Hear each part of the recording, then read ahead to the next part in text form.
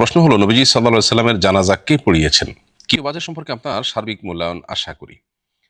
প্রিয় দর্শক, জাতীয় বাজেট সম্পর্কে মূল্যায়ন পেশ করবার মতো ব্যক্তি আমি নই। কারণ মোজাফফর আলী আপনি লিখেছেন, এক মেয়ের সাথে আমার প্রেম ছিল, প্রেমের গুনাহ থেকে বাঁচতে তাকে গোপনে বিবাহ করি। এভাবে ৩ বছর অতিক্রান্ত হয়। এরপর আমার পরিবারকে রাজি করিয়ে পারিবারিকভাবে বিবাহ করার সিদ্ধান্ত নিই। আমার পরিবার মেয়ের বাড়িতে প্রস্তাব নিয়ে গিয়ে জানতে পারে মেয়ে আগে থেকেই বিবাহিত, তার সন্তানও আছে। এখন আমরা ৩ ভাই প্রবাসী, সবাই আমাদের উপার্জিত টাকায় আব্বুর নামে কিছু জমি জমা আমরা কিনেছি। এখানে কি বোনেরা অংশীদার হবেন? মোজাফফর আলী আপনি লিখেছেন, এক মেয়ের সাথে আমার প্রেম ছিল, প্রেমের গুনাহ থেকে বাঁচতে তাকে গোপনে বিবাহ করি। এভাবে ৩ বছর অতিক্রান্ত হয়। এরপর আমার পরিবারকে রাজি করিয়ে পারিবারিকভাবে বিবাহ করার সিদ্ধান্ত নেই। আমার পরিবার মেয়ের বাড়িতে প্রস্তাব নিয়ে গিয়ে জানতে পারে মেয়ে আগে থেকেই বিবাহিত, তার সন্তানও আছে। এখন আমার আগের বিয়ের বিধান কি? এই মুহূর্তে আমার করণীয় কি? ভাই মুজাফফর আলী, প্রথম কথা হলো যে এই সমস্ত ক্ষেত্রে যে সমস্ত অনাকাঙ্ক্ষিত পরিবেশ পরিস্থিতি তৈরি হয়, সেগুলোর অন্যতম কারণ হলো শরিয়ার গাইডলাইন ফলো না করা। পারিবারিকভাবে যদি এই বিবাহটা সম্পাদন হতো, অভিভাবক টু অভিভাবক যোগাযোগ যদি হতো, তাহলে সেক্ষেত্রে যেই সমস্যাটা ৩ বছর পরে ধরা পড়েছে, সেটা হয়তো আরো আগে থেকে ধরা পড়তে পারত। এজন্যই শরিয়ার গাইডলাইন আমাদের সর্বক্ষেত্রে ফলো করা উচিত, অনুসরণ করা উচিত। আমাদের অধীনস্থদেরকে বিবাহ দেওয়া, অভিভাবকদেরকে এই মর্মে কোরআনে নির্দেশনা দেওয়া হয়েছে। এজন্য এটা অভিভাবকদের মাধ্যমে হওয়াটাই হলো বাঞ্ছনীয়। যাই হোক, আপনার প্রশ্নের মূল এবং সরাসরি উত্তর হলো যে আপনি যে ভদ্রমহিলার সাথে আপনার এই সম্পর্ক হয়েছে এবং আ আপনি বিবাহ করেছেন বলেছেন, এই সম্পর্কটা অবৈধ এবং হারাম সম্পর্ক হয়েছে। এটা কোনো বৈবাহিক সম্পর্ক হয়নি, যেহেতু তার আগে থেকে স্বামী ছিল এবং সেই স্বামীর সাথে বিচ্ছেদ হয়নি। সে স্বামীর সাথে বিচ্ছেদ না হয়ে থাকলে সেক্ষেত্রে তিনি আগের স্বামীর স্ত্রী হিসাবে বিবেচিত হবেন। মাঝে থেকে আপনি তাকে স্ত্রী হিসাবে যে গণ্য করেছেন, সেটা আসলে আপনার জানার ভুল ছিল, ধারণার ভুল ছিল। আপনার সাথে তিনি প্রতারণা করে থাকলে সেক্ষেত্রে আপনি হয়তো গুনাহগার হবেন না। কিন্তু এই সম্পর্কটাও হালাল হয়নি। তারপরেও ইস্তেগফার করা উচিত আল্লাহর কাছে, এবং তিনি আগের স্বামীর স্ত্রী হিসাবে বিবেচিত হবেন। আর যদি তার আগে আপনার বিয়ে হয়ে থাকে, বরং বাবা-মা তাকে অন্যত্র পরে বিয়ে দিয়ে থাকে, তাহলে সেক্ষেত্রে আপনি স্বামী হিসাবে বিবেচিত হবেন। তার পরের বিয়েটা বিশুদ্ধ হবে না। আ প্রিয় বোন, আপনার প্রশ্ন উত্তরে বলতে চাই যে, কোনো নারী যদি তার চুল খুব বেশি লম্বা হওয়ার কারণে তার জন্য অস্বস্তি হয়, বা এটার আ ম্যানেজমেন্ট বা ব্যবস্থাপনা তার জন্য কষ্টের হয়, তাহলে সেক্ষেত্রে কিছুটা ছোট তিনি করতেই পারেন। উম্মাহাতুল মুমিনিনদের থেকে চুল ছোট করার বিষয়টি সাব্যস্ত হয়েছে। এজন্য চুল মেয়েরা যদি কেউ ছোট করতে চায়, তাহলে সেক্ষেত্রে কিছুটা ছোট তিনি করতে পারবেন। কিন্তু চুল ছোট করতে, করতে যদি এই পর্যায়ে নিয়ে যাওয়া হয়, যেটা পুরুষদের সাধারণত যে চুল থাকে ঠিক সেরকম চুলের সমপরিমাণ হয়, বা আ যার ফলে নারী-পুরুষ ভেদাভেদ করা কঠিন হয়ে পড়ে, তো সেটা কোনো অবস্থাতে জায়েজ হবে না। তৃতীয়ত আরেকটা বিষয় আছে, সেটা হলো যে নারীরা যারা হারাম এবং খারাপ কাজের উদাহরণ বা মডেল, সে সমস্ত নারীদের সাথে সামঞ্জস্য যেন না হয়, বা তাদের সাদৃশ্য গ্রহণের ব্যাপারটি যেন না থাকে চুল ছোট করার ক্ষেত্রে, রাখার ক্ষেত্রে, সেটিও বিশেষভাবে লক্ষণীয়। অতএব এই বিষয়গুলোকে মাথায় রেখে যদি আপনি চুল ছোট করতে চান, তাহলে সেটা আপনি করতে পারেন। জাতীয় বাজেট সম্পর্কে আপনার সার্বিক মূল্যায়ন আশা করি। প্রিয় দর্শক, জাতীয় বাজেট সম্পর্কে মূল্যায়ন পেশ করবার মতো ব্যক্তি আমি নই। কারণ অর্থনীতি এটা আমার সাবজেক্ট নয়। আমি অর্থনীতির কোনো বিশেষজ্ঞ ব্যক্তিও নই। অতএব বাজেট সম্পর্কে আমি অর্থনৈতিক আ অ্যাঙ্গেল থেকে, দৃষ্টিকোণ থেকে সমালোচনা করার মতো সুযোগ, সামর্থ্য, যোগ্যতা কোনটি আমার নেই।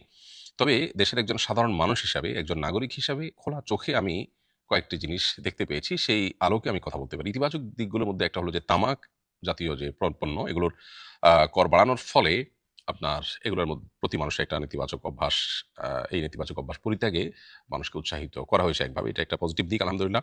ধান, চাল, গম, আলু সহ ৬০ টা নিত্যপণ্যের উপর উৎস করের হার কমানো হয়েছে। সেটাও বাজারে ইতিবাচক ফল দিতে পারে। অনেক চিকিৎসা পণ্যের আমদানিতে শুল্ক কমানো হয়েছে। এটাও বেশ পজিটিভ একটা দিক বলে আমার কাছে মনে হয়েছে। নেগেটিভ দিকগুলোর ভিতরে একটা হলো যে বাজেটে আ ওলামা ইকরাম বা মাদ্রাসাগুলো, বিশেষ করে কওমি মাদ্রাসাগুলোর জন্য তেমন কোনো বিষয় কিছুই আ উল্লেখ হয়নি আমি যতটুকু জানি। তাছাড়া বাজেটে বড় একটা সমস্যা হলো, প্রতি বছরই যেটা হয় আমাদের, আমরা ঋণের উপরে নির্ভর করতে হয়, এবং সুদের ঋণ। সুদের ঋণের বোঝা জাতি হিসাবে আমাদের জাতির প্রত্যেকটা সদস্যের উপরে এটা আমাদের মাথাপিছু আমাদের উপরে বর্তায়। একজন নাগরিক হিসাবে আমি সুদ আল্লাহ তাআলা আমার জন্য হারাম করেছেন। এটা আমার ধ্বংসকে ডেকে আনবে।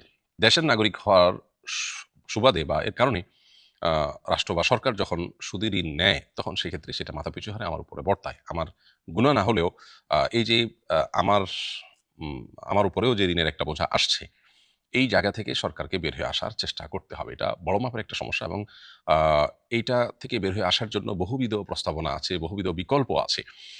আমাদের খরচের খাতগুলোকে কমাবার বহু সুযোগ আছে। রাষ্ট্রীয় যে সমস্ত আপনার খরচ হয়ে থাকে, আমাদের বিভিন্ন পদস্থ ব্যক্তিবর্গ যে সমস্ত গাড়িতে চলাফেরা করে থাকেন, চাইলে সেগুলোকে আপনার আরেকটু কম দামের গাড়ি কিনে সেগুলোতে চলাফেরা করা যেতে পারে।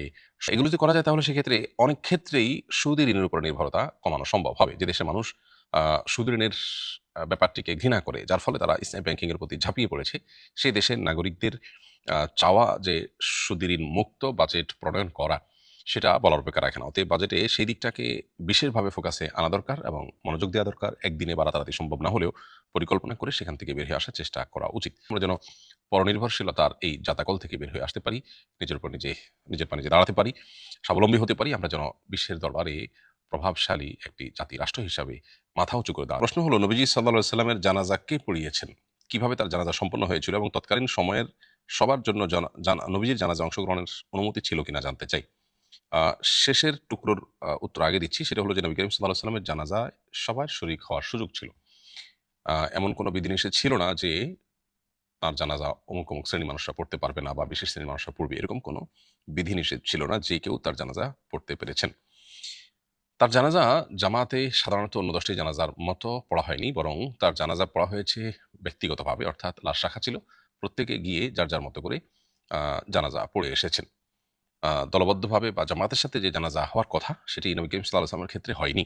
কেন হয়নি তার উত্তর খুবই পরিষ্কার। সেটা হলো যে মূলত তার ওয়াফাতের পর খলিফা কে হবেন, তার প্রতিনিধি কে হবেন, সে বিষয়টি সাহাবীগণ তখনও চূড়ান্ত করতে পারছিলেন না। একদিকে নবী সাল্লাল্লাহু আলাইহি ওয়াসাল্লামের ওয়াফাতের পর তারা অত্যন্ত বেদনায় ভেঙে পড়েছিলেন এবং যেহেতু তার প্রতিনিধি কে হবেন সেটি চূড়ান্ত করা যায়নি, সেজন্য একটি পর্যায়ে এসে নবী করিম সাল্লাল্লাহু আলাইহি ওয়াসাল্লামের জানাজা পড়াও দরকার। তখন ব্যক্তিগতভাবে পড়ার সিদ্ধান্ত সাহাবায়ে কেরাম নিয়েছেন। কারণ জামাতের সাথে নামাজ যদি হয়, সেক্ষেত্রে যিনি ইমামতি করলেন তিনিই প্রতিনিধি কিনা, মানুষের কাছে ভুল বার্তা যাবে, অথচ বিষয়টা চূড়ান্ত হয়নি।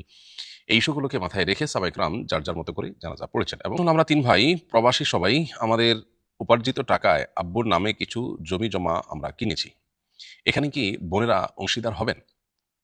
খুবই গুরুত্বপূর্ণ একটি প্রশ্ন, যেটি আমাদের বহু প্রবাসী ভাইদের প্রশ্ন। এর উত্তর হলো যে সন্তানরা যদি বাবার নামে, মায়ের নামে কিংবা বড় ভাইয়ের নামে যদি ভাইয়েরা যদি কোনো জমি জমা বা কোনো অ্যাসেট করেন, তাহলে দেখতে হবে এই নামে অ্যাসেট করার মিনিংটা আসলে কি।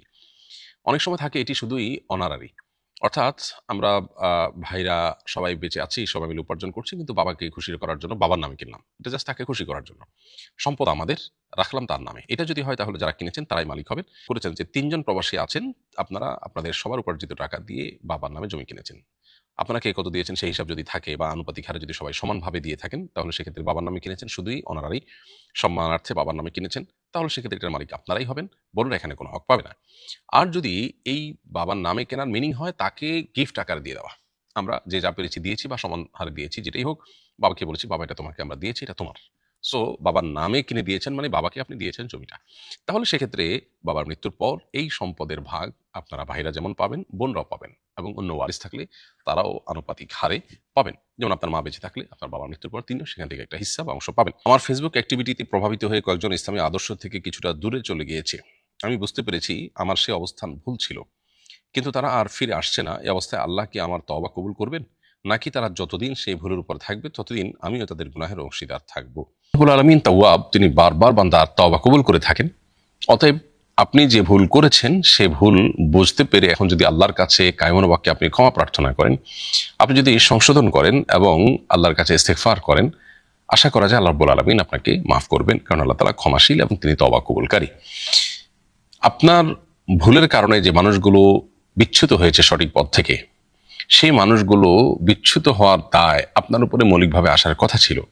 যদি আপনি তওবাটা করতে পারেন, তওবায়ে নাসুহা, খাঁটি অন্তরের তওবা, সেই ক্ষেত্রে আপনি আল্লাহর কাছে কায়মনো বাক্যে মাপ চেয়ে ফিরে আসার পাশাপাশি তাদেরকে ফেরানোর জন্য যদি আপনার চেষ্টা থাকে এবং বিধবে যদি ইসলামের দিকে মানুষকে দাওয়াত দেন পজিটিভ অর্থে, তাহলে সেটা হবে আপনার উত্তম বিকল্প এবং উত্তম ক্ষতিপূরণ এবং প্রায়শ্চিত্ত। আমি আলট্রাসোনোগ্রাফি ডাক্তার বিভিন্ন নারীদের আলট্রাসোনোগ্রাফি ফুটেজ আমি আমার পেজে আপলোড করি, ডাক্তারি পরামর্শ দিতে চাচ্ছি। আমি আমার কাছে আলট্রাসোনোর জন্য বেশি রোগী আসে। এক্ষেত্রে রোগীর শরীরের বাইরের কোনো অংশ দেখাবো না, শুধু পেটের ভেতরের অংশ দেখাবো। এভাবে ভিডিও বানিয়ে কি আপলোড করা যাবে? যদিও প্রিয় দর্শক, আপনি একজন ডক্টর হিসেবে আপনার পেশেন্টের শরীরের বাহ্যিক কোনো অংশ দেখাচ্ছেন না, তারপরও তার পেটের অভ্যন্তরে তার শিশুর অবস্থান অথবা পেটের অভ্যন্তরে বিভিন্ন অর্গানগুলো, এগুলো যদি আপনি কোনোভাবে দেখান, সেগুলো ভিডিও ফুটেজ বা ছবি, সেটাও ওই ব্যক্তির প্রাইভেসিরই অংশ। এজন্য রোগীর সমস্ত কিছু যেহেতু আপনার কাছে আমানত, তার সমস্ত তথ্য উপাত্ত, সেজন্য এটা পাবলিকলি দেওয়ার আগে আপনি তার পারমিশন নেওয়া উচিত। আপনি জাস্ট মানুষের ইনফরমেশনের জন্য, মানুষকে শেখাবার প্রয়োজনে আমি এটা প্রকাশ করতে চাচ্ছি।